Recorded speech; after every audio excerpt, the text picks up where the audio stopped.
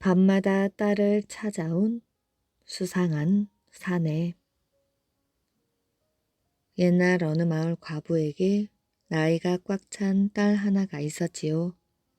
혼자 몸으로 금이야 오기야 키운 딸이었습니다. 그런데 언제부터인지 밤이면 밤마다 웬 사내가 딸의 방에 드나들고 있었지요. 과부는 그 사실을 한참이 지나서야 알게 되었습니다. 그런데 이상한 것은 그 남자가 딸의 방에 들어가 조금 있으면 자지러질 듯한 딸의 비명이 들려온다는 것이었습니다. 과부로서는 어쩔 도리가 없었지요. 사람들에게 도움을 청하자니 딸에 대한 소문이 날까봐 말도 못하고 있었습니다. 날마다 수척해만 가는 딸을 보니 아주 딱하였지만 달리 방법이 없어 애만 탔습니다. 어느 날 밤 동량을 다니던 거지가 과부에게 하룻밤 묵어갈 것을 청하였지요. 탐탁지는 않았지만 모른 채 할 수도 없어 과부는 딸의 옆방에 잠자리를 마련해 주었습니다. 거지가 잠이 든 한밤중이 되었는데 밖에서 인기척이 들려왔지요. 여자 둘뿐인 집에 인기척이 나는 것이 이상하여 주위를 살펴보았더니 한 남자가 걸어오고 있었습니다. 숨어 들어오는 것이 아닌 것을 보니 도둑은 아닌 것 같았지요. 오히려 당당히 걸어 들어오는 모습을 괴이하게 생각한 거지는 그의 동정을 살폈습니다. 남자는 처녀의 방 앞으로 향했지요. 그리고는 처녀의 방에 달려있는 자물쇠에 대고 열려라 하고 한 마디를 하자 자물쇠가 소리도 없이 열렸습니다. 사내는 거침없이 방에 들어갔습니다. 그리고 사내는 방을 나왔지요. 닫혀라 하니 자물쇠는 또다시 잠겨버렸습니다. 사내는 흔적도 없이 사라져 버렸지요. 거지는 꿈이 아닌가 하였습니다. 그러나 분명 꿈은 아니었지요. 뜬 눈으로 똑똑히 본 것이 분명하였습니다. 그는 자물쇠에게 물어보았지요. 아까 그 녀석이 누구냐? 사람이 아니에요. 그럼 황진애지요. 뭐라고? 진애? 저 너머에 있는 밭에 살고 있어요. 큰 돌 밑이던가. 하여튼 밤만 되면 사람으로 둔갑하여 이 처녀를 괴롭히지요. 아마 처녀가 죽을 때까지 괴롭힐 것입니다. 황진애였구나. 거지는 어떻게 잡아 죽일 수 있는 방법이라도 있는가를 물었습니다. 자물쇠가 매우 힘든 방법이 있다면서 거지에게 말해 주었지요. 다음날 거지는 과부에게 동량을 빌었습니다. 과부가 동량을 주자 고맙다고 한 다음 말을 하였지요. 아주머니는 따님과 같은 방을 쓰지 않는가요? 간밤에 잠을 자는데 한밤중 따님의 비명소리가 들리더군요. 저도 알아요. 하지만 막을 수도 없고. 거지가 그 남자는 실은 사람이 아니라 황진애라는 것을 알려주니 가부가 깜짝 놀랐지요. 그럴 리가. 어떻게 못 다니게 할 수 없겠어요? 할 수도 있긴 한데 과부는 그렇게만 해주면 무슨 소원이고 들어주마 하고 간청하였습니다. 거지는 숫 5 가마니를 구해오도록 하여 그것을 들고 자물쇠가 가르쳐 준 대로 그 밭을 찾아갔지요. 밭에는 커다란 돌이 있었습니다. 그 돌 주위에 숯을 골고루 펴고 불을 지폈지요. 숯불이 달아오르더니 돌은 뜨거워지기 시작했습니다. 얼마 안가 돌 밑에서 커다란 진애 한 마리가 꿈틀거리며 기어 나왔지요. 그러나 주인은 이미 불바다였으므로 이리저리 피해 다니다가 결국 타 죽어버렸습니다. 그날 밤부터 사내는 나타나지 않았지요. 거지가 진짜 그 사내를 없애주어 과부는 기뻐 살해를 하려고 하였습니다. 이 은혜를 무엇으로 갚아야 할지 모르겠습니다. 그러면서 자기 딸과 결혼해 달라고 하였지요. 거지는 단번에 거절하였습니다. 과부는 그럼 무슨 소원이든지 말하여 보라고 하였지요. 따님의 방문을 채우던 자물쇠나 주시오. 황진애를 퇴치한 것은 자물쇠 덕분이었습니다. 신통방통한 자물쇠가 아니겠어요? 한편 과부에게는 의외였지요. 기껏 자물쇠를 원하니 가벼운 마음으로 선뜻 내주었습니다. 거지는 그 후에 점쟁이가 되었지요. 물론 모든 점은 자물쇠가 쳐주었습니다. 거지는 말하는 자물쇠 덕분에 큰 부자가 되었다고 합니다. 을지문덕과 일곱 스님들. 고구려에 수나라가 100만이 넘는 대군을 이끌고 쳐들어왔습니다. 고구려군은 요동성을 중심으로 성마다 방어벽을 치고 수나라 군을 맞아 조금도 흔들림 없이 싸웠지요. 그러자 수나라 군은 요동성을 포기하고 30만의 별동대를 조직하여 평양성으로 진격하기로 하였습니다. 이 소식이 고구려에 전해지자 영양왕은 을지문덕을 은밀히 불러 말했습니다. 수나라 대군을 물리치기에는 그대의 비상한 전략이 필요하오. 놈들이 평양성으로 밀려 들어오기 전에 적진으로 가 상황을 알아보고 적절한 작전을 미리 짜두는 것이 유리할 듯하오. 이리하여 을지문덕은 거짓으로 항복하여 적진으로 들어가는 작전을 세웠습니다. 너무 위험한 일이라 다른 장수들이 말리고 나섰지요.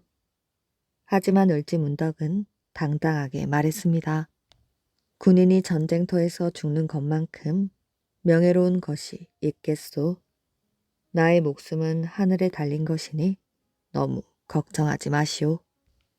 을지문덕은 홀로 쪽배를 타고 압록강을 건너 수나라 군의 진영으로 들어갔습니다. 수나라 장수 우중무는 자신보다 낮은 단 아래에 무릎을 꿇고 앉으라고 하였지만 을지문덕은 그것을 거절하고 떳떳하게 마주 앉아 거짓으로 작성한 항복 문서를 전달하였지요. 그러고는 수나라 장수들이 문서가 가짜인지 진짜인지 저희끼리 떠드는 사이에 적의 형세를 면밀히 살폈습니다. 한참 뒤 무사히 고구려 진영으로 돌아온 을지문덕은 장수들을 모아놓고 말했지요. 내 자세히 살펴보니 수나라 군사들은 굶주림에 지쳐있소. 장군, 그럼 이때 기습을 하여 적의 사기를 꺾는 것이 어떻겠습니까? 지금 강 건너의 적을 기습하기는 어렵소. 저들은 곧 강을 건너 들이닥칠 것이오. 장군들은 평양으로 가는 길목에 식량이 될 만한 것은 모두 없애버리고 군사들을 곳곳에 매복시켜 놓으시오. 나는 군사들을 이끌고 평양으로 적들을 유인할 것이오. 을지문덕은 소수의 군사만 이끌고 평양성 쪽으로 도망가는 척을 했습니다. 그러고는 따라 붙은 수나라 군사들에게 일부러 져주고 또 도망치기를 반복하였지요. 그런 것을 무려 7차례나 했습니다. 안달이 난 수나라 병사들은 배고픈 줄도 모르고 서둘러 을지문덕이 이끄는 고구려 군을 따라잡았지요. 평양성이 코앞이다. 먼저 성을 오르는 자에게는 큰 상을 내릴 것이니 공격하라. 수나라 장수들이 외쳤습니다. 그러나 을지문덕의 작전으로 이미 지칠 대로 지친 수나라 병사들은 누구도 앞서려는 자가 없었지요. 이때 고구려군의 대반격이 시작되었습니다. 사방에서 고구려군의 화살이 쏟아져 나왔지요. 고구려군이 치고 빠지는 전술에 휘말린 수나라 군사들은 우왕좌왕하였습니다. 수나라 군은 쫓기고 또 쫓겼지요. 그러다가 청천강에 다다랐습니다. 장군, 물이 갑자기 줄어들었습니다. 한 가운데가 가슴에도 차지 않습니다. 그래, 마침 잘 되었구나. 서둘러 강을 건너도록 하라. 바로 뒤 꽁무니까지 고구려 군사들이 쫓아오질 않았느냐? 부하 장수의 말에 우중무는 성급한 목소리로 말했지요. 하지만 부하 장수는 고개를 저었습니다. 아닙니다. 무슨 흉계가 있는 것이 분명합니다. 우리가 건너올 때만 해도 이렇게 물이 마르지 않았사옵니다. 정찰병을 상류에 보내어 확인한 뒤에 병사들을 건너게 함이 옳을 줄로 아옵니다. 우중무는 잠시 대열을 멈추게 한 다음 상류에 정찰병을 보내라고 하였지요. 사실 을지문덕은 후퇴하는 수나라 군을 몰살시키기 위해 상류에 소 가죽으로 둑을 만들어 물을 가두고 있었지요.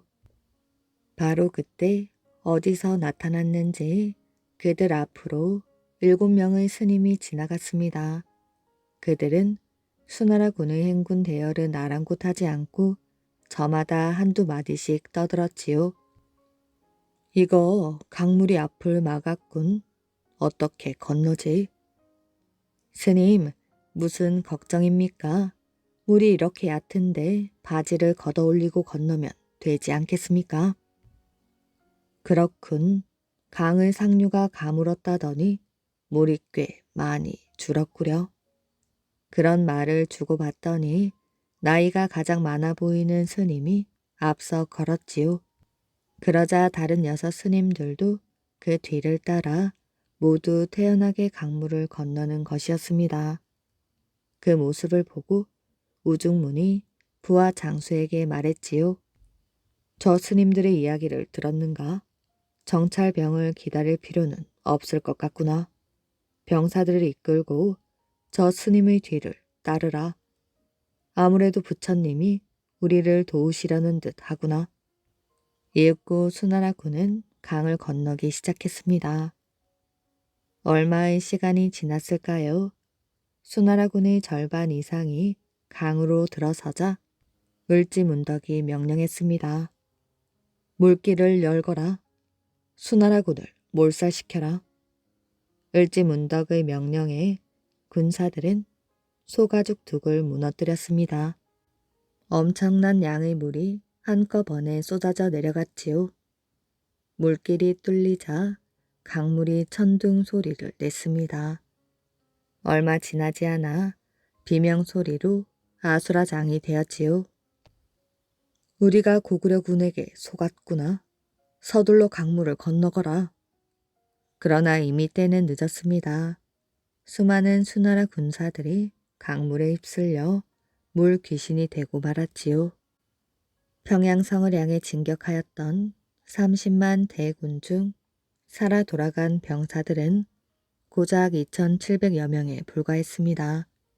고구려군의 대승이었지요. 을지문덕은 그 모든 것이 갑자기 나타났던 7명의 스님 덕분이라고 생각했습니다. 전쟁터에서 돌아온 을지문덕은 이를 영양왕에게 아뢰었고 영양왕은 그 스님들을 위하여 그 강하류에 정성껏 절을 지었다고 합니다. 절의 이름은 7 부처를 뜻하는 칠불사라 하였다고 합니다. 관상을 잘 보는 스님. 옛날 어느 마을에 남선이란 사람이 살고 있었지요. 어느 겨울 친구 3명과 함께 북한산의 한 절에서 공부에 열중을 하고 있던 어느 날 절의 스님이 와서 말하였습니다.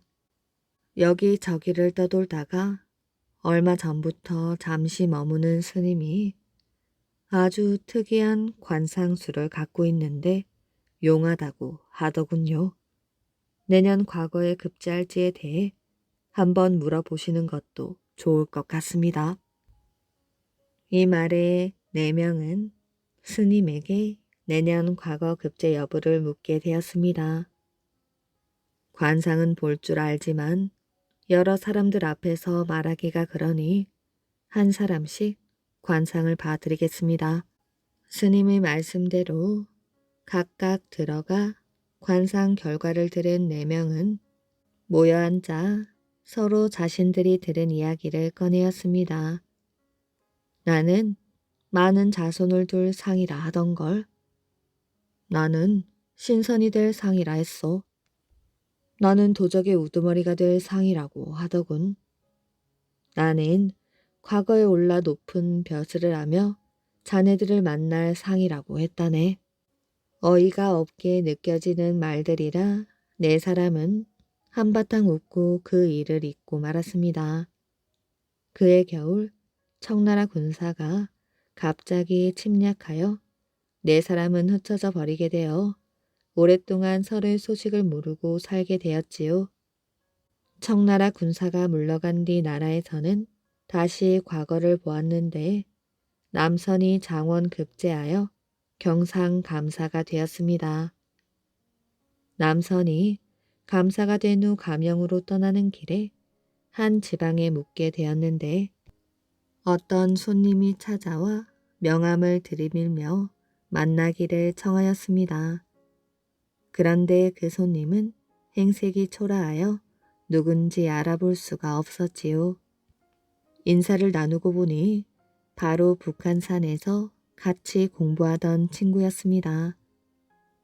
다시 만나고 보니 반가워 어쩔 줄 몰라 시간 가는 줄 모르고 지난 이야기를 나누었지요. 친구가 말했습니다. 내 집이 멀지 않은 곳에 있네. 여기까지 왔는데 우리 집에 들르지 않는다면 정말 서운할 것세. 집 안에 준비를 해 놓으라고 일러두었으니 잠깐 들러 식사라도 하세. 자네 집이라는데 당연히 들러야지.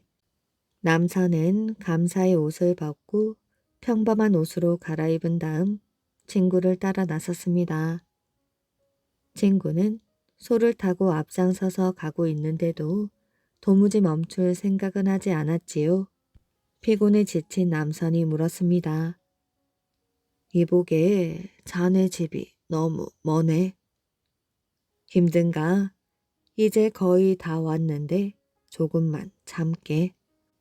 이 말이 끝나자 한 무리가 다가오더니 정중하게 인사를 한 다음 친구의 소를 말로 바꾸고 남선의 말을 호위하며 곧장 앞으로 향하였습니다. 그렇게 산 하나를 넘었는데 앞이 활짝 트인 터가 나왔지요. 크고 화려한 집들이 터를 가득 메웠고 그중 가장 큰 집에 도착하자 남선을 집 안으로 인도했습니다.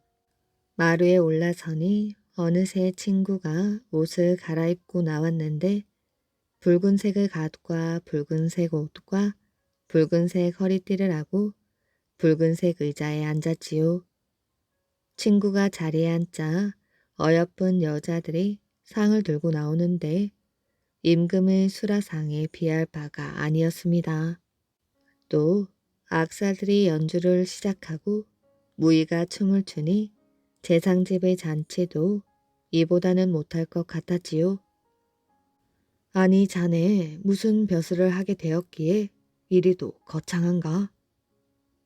자네 북한산에서 공부할 적 스님이 관상을 봐준 것을 기억하는가? 그때 나에게 도적의 우두머리가 될 상이라고 했지. 그땐 허튼 소리라고 넘겼지만 지금에 와보니 족집게더군. 전쟁이 났던 해에 나는 식구들을 모두 잃고 혼자 피난을 다니다가 이 산으로 들어왔는데 피난민들이 나를 우두머리로 삼았다네. 결국 이렇게 마을을 이루고 도적지르에 없는 것 없이 지내고 있다네. 자네가 이곳을 지난다는 말을 듣고 옛 우정이 생각나 위험한 것을 알면서도 데려온 것이니 혹시나 나를 잡을 생각은 말게. 만약 그런 마음을 먹는다면 우리 우정도 별 방패가 되지 못할 것이야. 남선은 그러마 약속을 하고 감령으로 돌아왔지요. 다시 길을 떠나 안이라는 곳에 도착했는데 또 어떤 선비가 만나기를 청하였습니다. 북한산에서 공부하던 또 다른 친구였지요. 한참 이야기를 하던 중 친구가 집으로 가서 식사를 대접하고 싶다고 하였습니다. 혹시나 안동에서처럼 일을 당할까 이번에는 감사의 옷을 입고 따라 나섰지요. 친구가 남선을 데리고 간 것은 소설 대문이 높고 마을에 수백여 채의 집이 가득하였는데 그 집들은 모두 친구의 하인들 집이었습니다. 아니 자네는 가난한 선비였지 않나? 이런 물건들은 아무리 부자여도 쉽게 가질 수 없는 물건들인데 어떻게 된 건가? 자네는 옛날 북한산 스님이 봐준 관상이 기억나는가? 나더러 자식이 많을 상이라고 했지. 병자년 일어난 난리로 나는 집을 잃고 도망가 영남 지방에 머무르다가 어느 산으로 들어가게 되었네. 거기에서 피난한 부녀자들 한 무리를 만나게 되었지. 그런데 음양의 조화가 그렇지 않나. 여자들만 있는 틈에서 혼자 남자이다 보니 모든 부녀자를 아내로 맡게 되었네. 난리가 평정되었지만 돌아갈 생각을 하지 않아 이렇게 대식구를 이루었지. 처음에는 가난을 걱정하였는데 아내들이 길쌈이나 바느질을 하여 조금씩 재산을 모으니 몇 년 안 돼 재산이 늘었지. 아내들은 각각 집을 지어 살았고 그 처자식들에게 돌아가면서 정을 나누어 주었네. 아내들이 낳은 아들들만 100명이 넘는데 모두 장가들어 자식을 낳고 분가를 하고 사니 한 집씩 돌면서 효도를 받으면서 살고 있지. 이렇게 마음 편히 사니 벼슬 같은 것은 생각도 나지 않고 아주 행복하다네. 친구와 헤어지고 또 길을 떠난 남선이 하동쯤 다다라 지리산 자락을 지나고 있었는데 공중에서 남선의 이름을 부르는 소리가 들렸습니다. 산 위에 한 사람이 절벽에 앉아 남선을 부르고 있었지요. 당신은 누군데 나를 부르는 것이오? 나를 기억하지 못하겠는가? 북한산에서 같이 공부하던 친구인데. 아니 이런 자네가 이곳에 있다니. 여보게 내려오시게.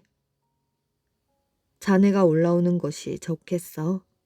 내가 산을 올라오기 쉽게 사람을 보내겠네. 문득 옆을 보니 푸른 옷을 입은 아이 둘이 남선의 곁에 있었습니다.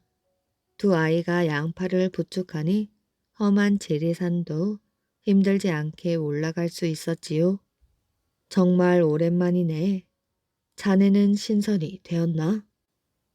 북한산에서 공부할 때 스님이 봐준 관상을 기억할 걸세.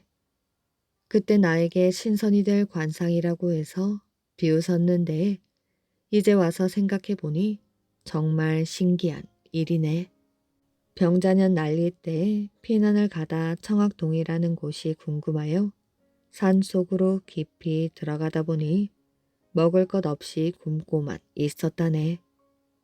먹을 것이 없어 풀뿌리나 열매를 따 먹었는데 시냇가에서 빛깔이 번쩍이는 풀 하나를 발견하였지. 너무 배가 고파서 내가 모두 먹었는데 냉이처럼 맛있더군. 그러고 잠이 들었는데 밤이 되어도 추운 줄 모르고 힘이 넘쳐나 병도 나지 않고 배도 고프지 않았고 걸음은 나는 듯 했다네. 그렇게 전국을 돌아다녔는데 그때 신선을 만나 신선 세상의 이야기를 듣고 비결을 받았지. 그리곤 신선으로 땅 위를 돌아다니네. 인간 세상의 부귀영화에 비할 수 없는 행복이지. 이렇게 만난 것은 오래된 친구와 이야기를 나누기 위해서였다네. 원래 신성과 인간은 길이 다른 사람이라네. 몸 조심해서 돌아가게. 그럼 나는 가네. 이 말을 남기고 휙 하니 학처럼 날아가 버린 친구의 뒷모습을 보며 남선은 서글퍼졌습니다. 과거에 급제하여 남들이 생각하는 부귀영화를 얻었다고 생각했지만 새 친구에 비하면 그는 행복한 것 같지 않았기 때문이었지요. 남선은 다시 북한산의 스님을 만나보길 간절히 원했지만 끝내 만날 수 없었다고 합니다. 어사 박문수의 큰 실수. 지혜롭고 용기 있었던 어사 박문수의 실패담 이야기를 들려드리겠습니다. 해가 막 서산마루를 넘어가려는 어느 날이었지요. 어사 박문수는 혼자서 어둠이 깃드는 솔밭 길을 걷고 있었습니다. 이웃 고을의 형편을 염탐하러 가는 길이었지요.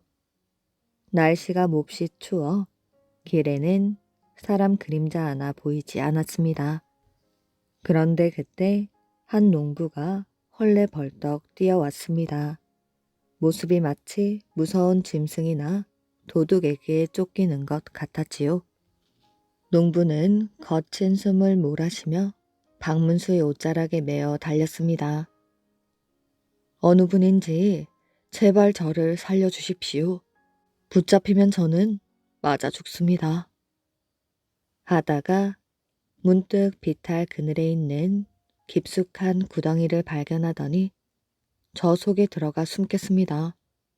그놈들이 와서 묻거든 모른다고 해 주십시오. 그러더니 구덩이 속으로 숨어 들어갔습니다. 박문수는 염려 마시오 하고 계속 앞으로 갈 수밖에 없었지요. 그러자 바로 흉악하게 생긴 장정들이 몽둥이와 칼을 들고 바람처럼 쫓아왔지요. 이보시오. 지금 어느 놈이 이리로 도망해 왔는데 어디 숨었소? 글쎄, 난 못 보았는걸. 거짓말 말거라. 외길에서 그놈을 못 보았다니. 어서 말해라. 그러면 너를 대신 죽이겠다. 그 장정들은 박문수의 멱살을 잡고 칼을 번쩍 들었습니다. 박문수는 난처하였지요. 아무리 암행어사인들 이렇게 되어서는 별 도리가 없었습니다. 그래도 차마 말은 못하고 눈만 저도 모르게 그 구덩이 쪽으로 향하였지요. 물론 가르쳐줄 생각은 아니었지만 엉겁결에 한번 살펴보았을지도 모릅니다. 그런데 그 장정들이 눈치를 채 버렸지요. 잡았던 손을 탁 놓으며 저기로군 하고 일제히 구덩이 쪽으로 몰려갔습니다. 박문수는 아차하였으나 벌써 늦어버렸지요. 큰 실수를 한 줄 알고 얼른 피할 생각으로 비탈길을 내려갔습니다. 바로 등 뒤에서 무서운 비명 소리가 쫓아오듯 들렸지요. 그 농부는 장정들에게 목숨을 잃었을지도 모릅니다.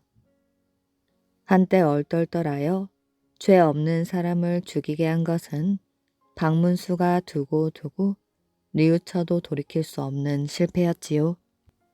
순간의 재치로 장림이나 벙어리 행세를 했어야 된다는 꾀는 그 후 어느 마을에서 나이 어린 아이에게 듣고 깨달았다고 합니다. 박문수로서는 정말로 커다란 실수를 했던 것입니다. 그러던 어느 날 산골 마을 글방에 찾아 들어서 보니 선생은 보이지 않고 아이들만 시끄럽게 떠들면서 놀고 있었습니다. 다시 가만히 보았더니 아이들은 재판 놀이를 하려던 참이었지요. 박문수는 한 구석에 가만히 앉아서 구경하였습니다. 그중 가장 똘똘해 보이는 아이가 원으로 뽑혀 높다란 자리에 앉았지요. 이때 한 아이가 원 앞에 나와 무릎을 꿇었습니다. 원님께 부탁드립니다. 제가 기르는 새가 산으로 날아 도망을 갔습니다. 제발 그 새를 붙잡아 주십시오. 박문수는 원이 된 아이가 어떻게 판결을 내리나 무척 궁금하였습니다. 새가 산으로 도망갔단 말이지. 그렇다면 새를 숨긴 놈은 산이다. 너는 어서 가서 그 산을 데리고 함께 오너라. 내가 당장 꾸짖어 돌려주도록 하겠다. 박문수는 감탄하였지요. 그런데 그 다음 순간 박문수는 뜻밖의 일을 당하게 되었습니다. 저도 모르게 그 녀석 참 똑똑하군 하고 칭찬하는 말이 튀어나온 것이지요. 원이 된 그 아이는 벼락 같은 호통을 쳤습니다. 어서 저놈을 잡아다 가두어라. 엄숙한 재판장에서 떠드는 죄는 용서할 수 없다. 명령이 내리기가 무섭게 다른 아이들이 우르르 달려들었습니다. 그러고 다짜고짜 박문수를 밧줄로 올가매더니 등을 밀어 밖으로 나갔지요. 박문수는 기가 막혔지만 아이들 놀이가 하도 진지하여 아무 소리 않고 하는 대로 내버려 두었지요. 아이들은 박문수를 뒷곁 변소 겸 잿간에 밀어 넣었습니다. 여기가 바로 감옥이라는 곳이었지요. 아무리 아이들이 놀이라도 엄숙해야 될 장소임은 틀림없거든. 그렇더라도 그 아이는 참 대단한 걸. 그때 원이 된 아이가 찾아왔습니다. 아이는 우선 아무 말 않고 공손히 머리를 숙이더니 밧줄을 풀었지요. 그러고는 사랑방에 모셔다 앉힌 다음 또 한 번 공손히 절을 했습니다. 방금 제가 너무도 무엄한 짓을 하여 죄송스러웠습니다. 사실은 저희처럼 철없는 아이들의 놀이라 하더라도 그 장소에서는 엄숙한 태도로 법을 지켜야 되었던 것입니다. 부디 용서하여 주십시오. 이 영특한 소년을 꾸짖기는커녕 박문수는 즐거운 마음으로 칭찬하였지요.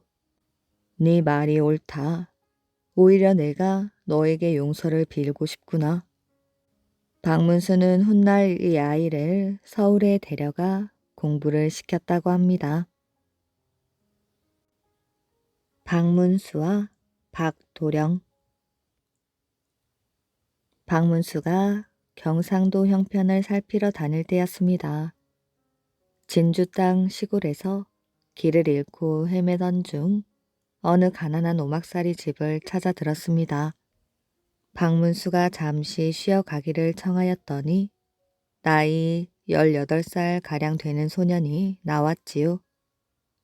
소년은 두 말 안고 좁디 좁은 방으로 박문수를 안내했습니다. 보다시피 집이 가난하여 끼니를 제대로 잊지 못하는 터라서 젠지는 못해드리겠지만 편히 쉬었다 가십시오.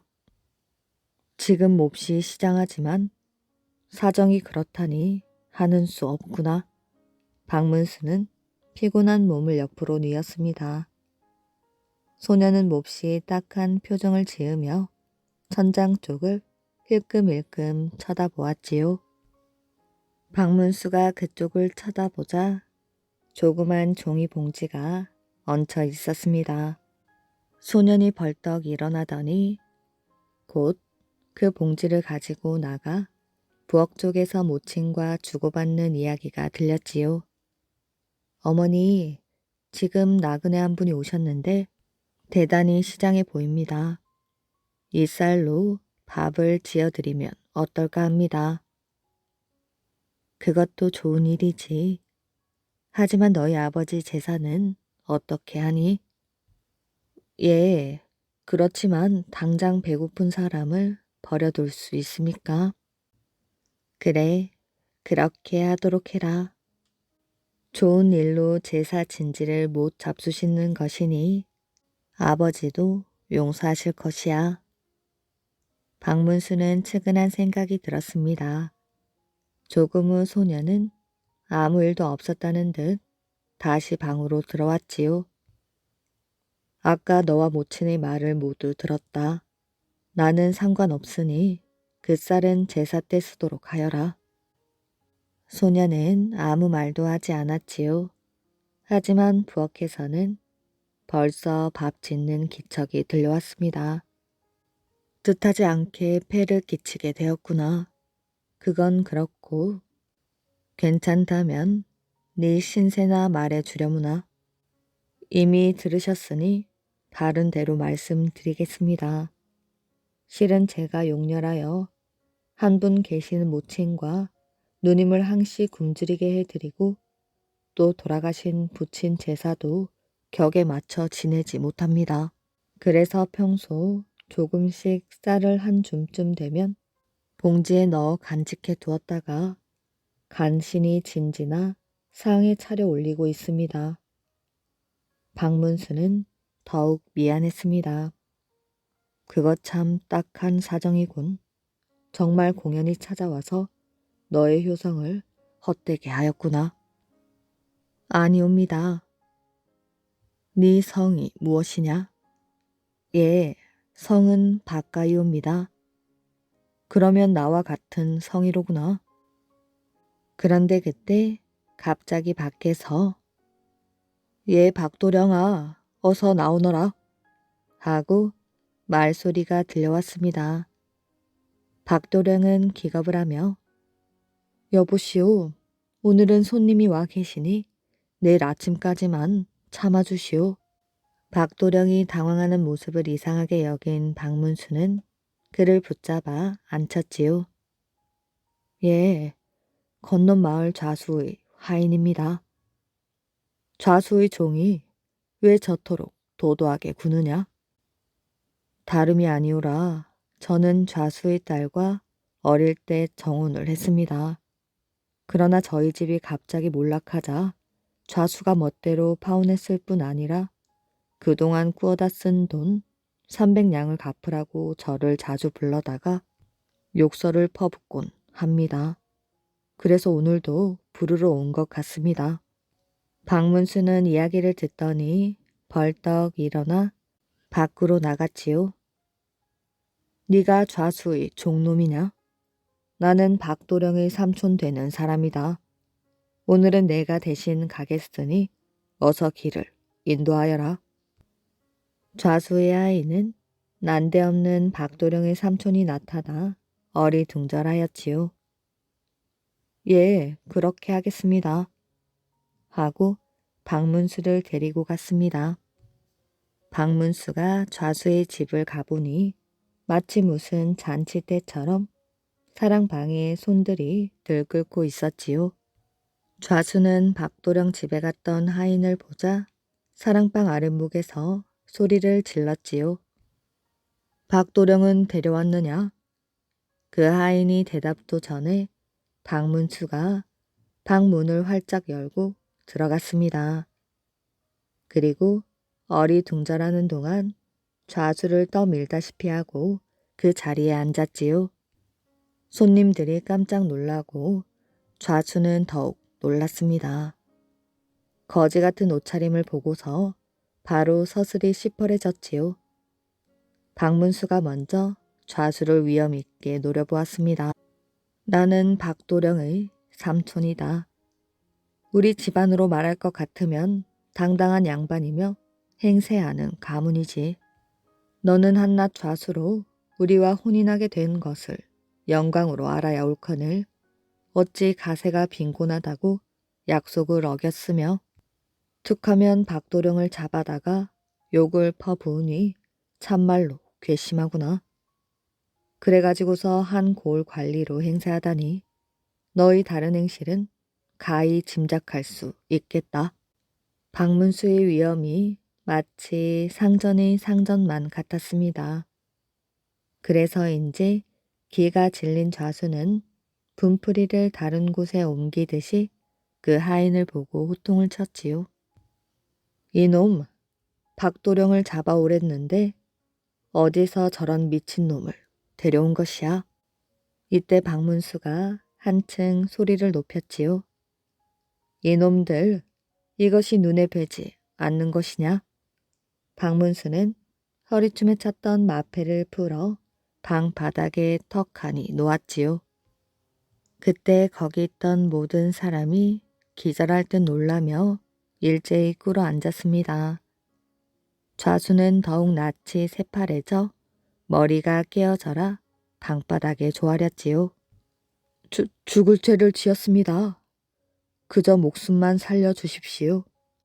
좌수가 진땀을 흘릴 때 다른 사람들은 하나 둘씩 슬그머니 꽁무니를 빼고 달아나 버렸습니다.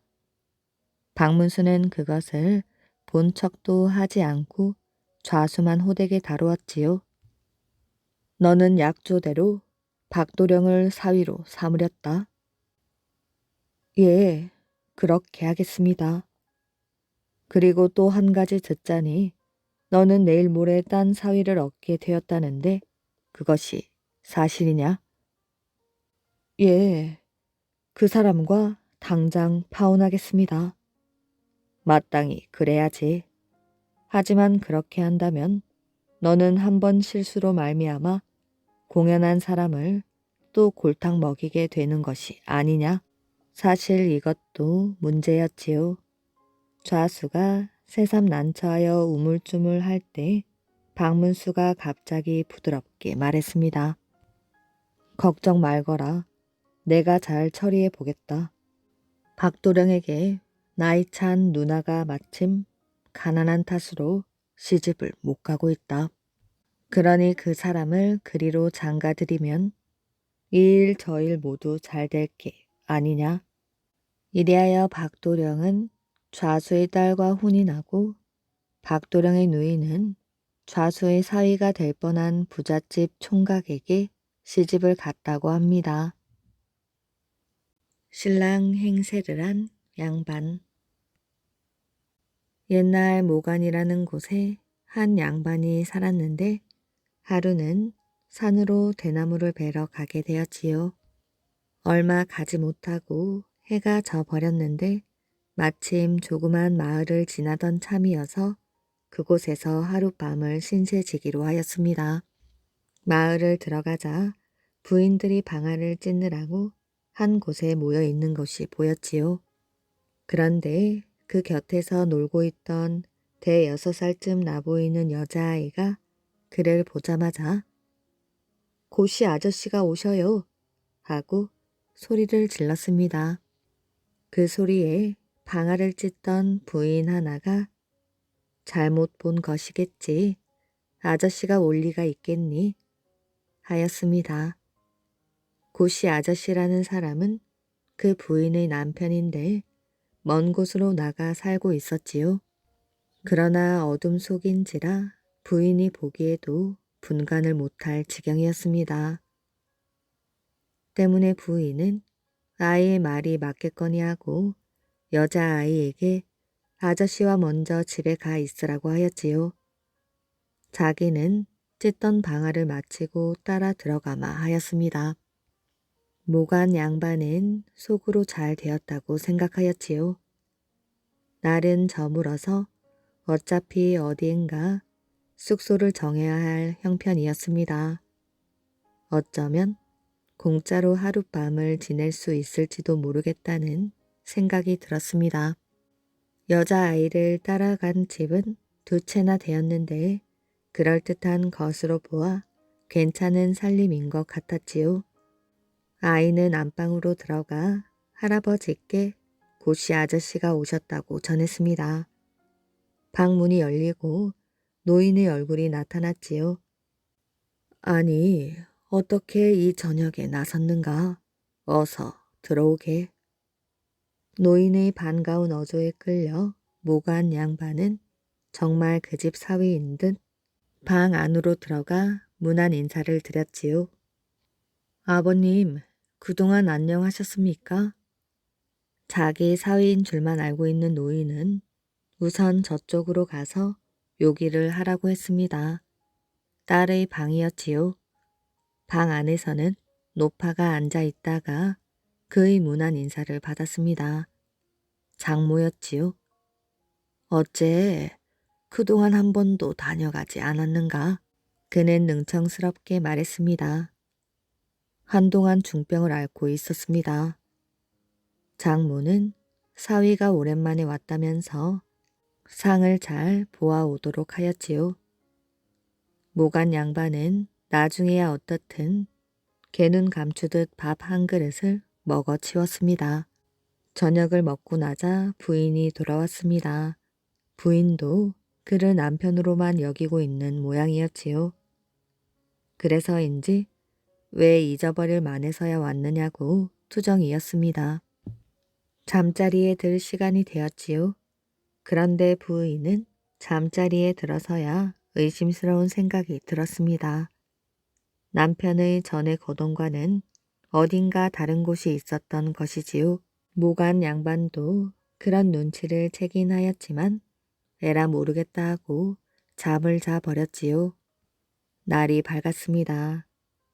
햇빛 아래에서야 아내는 남편이라는 작자가 전혀 모르는 외간 남자라는 것을 깨달았습니다. 부인은 부엌에서 아침을 지으면서도 안절부절 못하였지요. 이상하게 생각한 어머니가 왜 그러냐고 물었습니다. 분해서 어쩔 줄 모르던 딸은 어머니께 부활을 터뜨렸지요. 어머니는 사위를 둘씩이나 맞아들여서 속이 시원하시오. 듣던 어머니는 깜짝 놀랐지요. 딸에게서 틀림없이 사위가 아니라는 다짐을 받고서 영감의 방으로 쫓아갔습니다. 아이고 여보, 어젯밤 온 것은 우리 사위가 아니라는구려. 영감은 아내에게 이끌려 사위 방으로 건너가 보았습니다. 아내의 말이 헛말이 아니었지요. 거기에 누워있는 사람은 사위가 아닌 생전 처음 보는 남정네였습니다. 영감은 머리끝까지 화가 났지요. 거 누워있는 양반. 모간 양반은 아주 태연했습니다. 아버님, 무슨 일이십니까? 너무나 태연한 그의 말과 행동에 영감은 더욱 화가 치솟았지요. 생각 같아선 몽둥이 찜질이라도 해서 내쫓고 싶었으나 동네 창피한 일이어서 간신히 진정했습니다. 어서 이 집에서 나가게. 영감의 말투는 애원하는 듯 하였지요. 가야지요.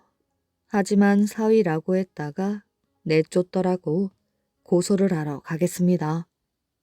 그렇게 된다면 집안 망신은 따놓은 당상이었지요. 영감은 제발 아무 탈 없이 돌아가 줄 것을 간곡히 부탁했습니다.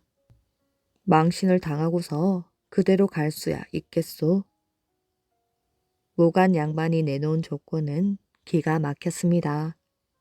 대나무 한 짐을 암소에 실어 내놓을 것과 사무관대 한 벌을 차려달라는 것이었지요. 버텨보았자 영감으로서는 뾰족한 수가 없었습니다. 울며 겨자 먹기로 영감은 그 요구를 들어주었지요. 모간 양반은 감사하다는 말을 하고 그 집을 나왔지요. 그리고 어느 마을을 지나는데 어느 집에서 혼사가 있는 모양이었습니다. 수작을 부려볼까 싶어 골목길에서 놀고 있는 아이들을 붙들고 물어보니 아무개의 집에서 딸을 시집 보낸다는 것이었습니다. 됐다 싶어 그는 그 집을 찾아갔지요. 아직 신랑이 오지 않았다는 것을 알고 배심 좋게 사무관대의 차림으로 대문을 들어섰습니다. 운이 따르려고 그랬던지 마침 신부 집에서는 신랑의 얼굴을 아는 사람이 없었지요. 그러던 중에 사무관대를 입은 사람이 나타났으니 신부집 사람들은 당연히 그 사람을 신랑이라 생각했습니다. 그래서 모간 양반을 신랑으로 오인하고 신랑 방으로 모셨지요. 들어앉아 신랑 상을 받는 중 진짜 신랑이 들어왔습니다. 당황한 것은 신부 측이었지요. 한바탕 소동이 일어나서 모간 양반이 가짜 신랑이라는 사실이 드러났습니다. 분개한 신부 측에서는 그를 두들겨 내쫓으려고 하였지요. 그러나 이러한 경우를 오히려 예상하고 있던 그였습니다. 지난번 영감 내에서처럼 딸 하나로 두 신랑을 맞이하려고 했다고 언성을 높였습니다. 애초에 자기를 신랑이라고 신랑 방에까지 모시지 않았더냐고 소리를 질러대었지요. 이쯤 되자 신부 측에서 사정을 하면 안 되었습니다. 모간 양반은 말을 하지 않는 것을 전제로 흥정을 시작하였지요. 신부 측에서는 그의 요구대로 여러 냥의 돈과 후한 점심을 대접하지 않을 수가 없었습니다. 신부 집을 나온 그는 유람하는 기분으로 이곳 저곳을 들러 집에 돌아가기로 하고 우선 산중으로 들어갔습니다. 사냥꾼 세 사람이 둘러앉아 점심을 먹고 있었지요. 그는 그들과 인사를 나누고 함께 밥을 먹기로 하였습니다. 그는 신부 집에서 나올 때 받은 밥 그릇을 열었지요. 맛있는 반찬과 밥이 들어있으리라 생각했는데 목침 하나만이 댕그러니 들어있었습니다. 그를 골려주려고 신부집 사람이 넣어둔 것이었지요. 화가 난 그는 목침을 집어 힘껏 내던져 버렸습니다. 그런데 마침 목침이 떨어질 만한 곳에서 무엇이 쿵 하고 쓰러지는 소리가 들렸지요. 무엇일까 싶어 가보았더니 커다란 노루 한 마리가 쓰러져 있는 것이 아니겠어요? 우연히 그렇게 된 일이지만 사냥꾼들에게는 신기한 일이었습니다. 그것을 보고 있던 그의 머릿속에 좋은 생각이 떠올랐지요. 사냥꾼들을 속여보자는 생각이었습니다. 사냥꾼들은 어떠한 목침이기에 노루까지 잡을 수 있느냐고 물었지요. 이건 우리 가문의 조상 대대로 내려오는 목침인데 던지기만 하면 마음먹은 무엇이든지 쏘아 맞힐 수 있는 것이란 말이오. 사냥꾼들은 감탄하였습니다. 사냥이 생업인 그들은 이 신기한 목침이 탐이 났습니다. 이 목침만 가지면 힘 들이지 않고 사슴이며 산돼지 따위를 잡을 수 있을 것 같았지요. 사냥꾼들은 목침을 팔지 않겠느냐고 물어보았습니다. 모간 양반은 그럴 수 없다며 펄쩍 뛰었지요. 그러나 사냥꾼들은 값은 비싸도 좋으니 무조건 팔아주었으면 하였습니다. 적당히 뻐기고 나서 그는 선심을 뜨듯이 3,000냥을 받고 목침을 팔았지요. 집에 돌아와 생각하니 너무나 터무니없는 거짓말을 한 것 같았습니다. 목침이 가짜라는 것을 알면 곧 사냥꾼들이 들이닥칠 것이었지요. 그는 부인을 불러 벼 이삭 하나를 처마의 바람막이에 꽂아 두었다가 사냥꾼들이 찾아오거든 어찌저찌하라고 시켰습니다. 이윽고 분개한 사냥꾼들이 들이닥쳤지요. 당신에게서 산 목침은 마음먹은 물건을 백발백중 시키는 물건도 아니었고 애꿎게 점심 그릇을 가지고 오던 어머니만 맞아 죽었다는 것이었습니다. 안 된 노릇이오. 그것은 역시 우리 집에서나 써야 효염이 있는가 보오. 나도 그것을 팔고 얼마나 후회하였는지 모르오. 그러면서 손님들이 시장할 것이니 우선 점심이나 내오라고 아내를 내보내었습니다.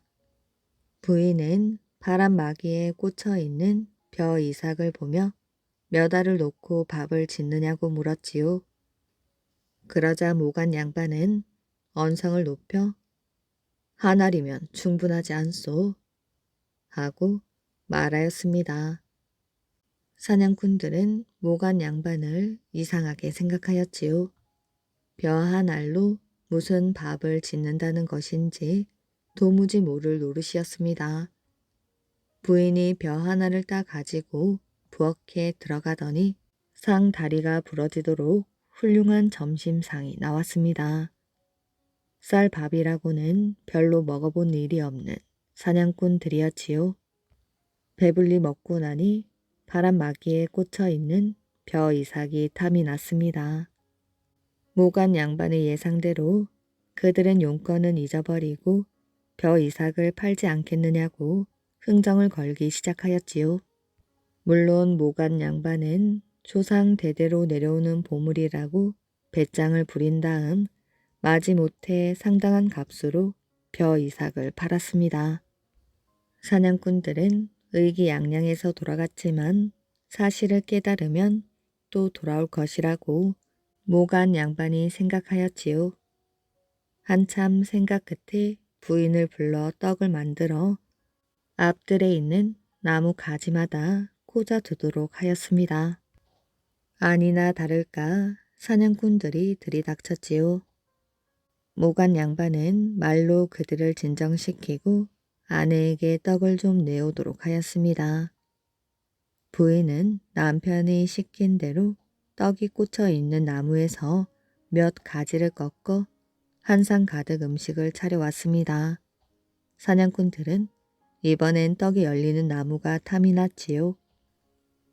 또 용건을 잊은 채 고가를 치르고 나무를 사 가지고 돌아갔습니다. 사냥꾼이 또 돌아올 것을 알고 있는 모간 양반은 죽은 채 하고 누워 있었지요. 화가 난 사냥꾼들이 와보니 부인이 통곡을 하고 있었습니다. 집안의 갑오를 팔아버렸기 때문에 그 벌로 죽었다는 것이었지요. 사냥꾼들은 어리둥절하였습니다. 이윽고 울음을 그친 부인은 피리를 꺼내 놓으며 죽은 사람을 살리는 피리이니 피리를 불어 주인을 살려달라고 애원했습니다. 긴가민가 하면서도 사냥꾼이 피리를 불어보았지요. 그러자 죽었다던 모간 양반이 벌떡 일어났습니다. 사냥꾼들은 또다시 자기들의 원래 목적을 잊어버리고 피리를 팔 수 없느냐는 말부터 물었습니다. 사냥꾼들이 또 돌아가자 모간 양반은 관을 만들어 그 속에 들어눕고 무덤을 만들게 하였지요. 이번엔 부인은 상복을 갖추어 울고 있었습니다. 또 속은 사냥꾼들은 모간 양반의 집으로 가면서 이번에야말로 절대 속지 않으려고 단단히 벨렀지요. 집에 와보니 부인은 상복을 입고 곡을 하고 있었습니다. 우리 집 갑오를 다 팔게 하여 우리 집 양반까지 죽게 한 양반들아, 어서 무덤이나 가보시오. 사냥꾼들은 무덤을 찾아갔습니다. 흙이 채 굳어지지 않은 묘였지요. 땅에까지 묻었으니 모간 양반이 정말 죽긴 죽은 것 같았습니다. 하지만 사냥꾼들은 지금까지 속은 것이 분하였지요. 그 분풀이로 묘 위에 똥이나 싸 주기로 하였습니다. 모간 양반은 묘 속에서 노비를 뜻하는 노자의 인을 불에 달궈 준비하고 있었지요. 사냥꾼들이 묘 위에 엉덩이를 들이대자마자 모간 양반은 인을 찍었습니다. 그들의 엉덩이에는 영락없는 노자가 박혀 있었지요. 노자가 박혔으니 사냥꾼들은 꼼짝없이 모간 양반의 종이 된 것입니다. 그 후 사냥꾼들은 다시 나타나지 않았지요. 그러나 모간 양반은 후원을 걱정하여 아주 사냥꾼들이 얼씬거리지 못하게 하고 싶었습니다. 그래서 관가를 찾아가 3명의 종을 거느리고 있었는데 제 멋대로 행동하니 처벌해 줄 것을 청원하였지요. 관가에서는 사냥꾼들과 그를 한 자리에 소환하였습니다. 그리고 이 사람들이 당신의 종이라는 증거는 무엇이냐고 모간 양반에게 물었지요. 그는 종놈들의 궁둥이에 노자인을 박아두었다고 말했습니다. 바지를 벗겨보니 사실이었지요. 관가에서는 사냥꾼들에게 주인의 말을 잘 듣도록 훈계 방면하였습니다. 사냥꾼들은 원래 모자란 편이었으므로 아무 말도 못하고 판결에 따랐지요. 그러나 모간 양반은 그들을 종으로 쓸 생각은 없었으므로 멀리 떠나가 살도록 놓아주었다고 합니다. 오늘의 이야기는 여기까지입니다. 이야기 재미있게 잘 들으셨나요? 오늘도 편안한 밤 되시길 바랍니다.